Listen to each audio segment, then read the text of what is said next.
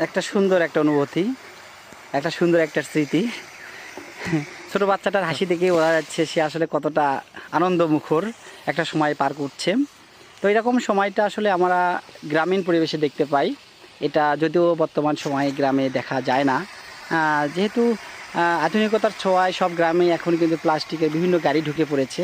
কিন্তু তারপরেও এই ছেলেটা ছোট্ট একটা সুপারি গাছের ঢোলার উপর করে একটা গাড়ির ফিল নেওয়ার চেষ্টা করছে। তো যাই হোক, এটি আমাদের গ্রামীণ একটা ঐতিহ্য যে দইয়ের স্বাদ নাকি ঘোলে মেটানো।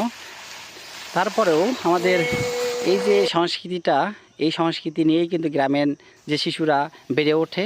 গ্রামের আলো বাতাস এবং গ্রামীণ যে মাটির গন্ধে তাদের বেড়ে ওঠার যে নানা রকম স্মৃতিময় ঘটনা, এগুলো কিন্তু আমাদের মনে করিয়ে দেয়। তো এটা হচ্ছে আমার ছেলে আয়ুষ্মান প্রধান যশ।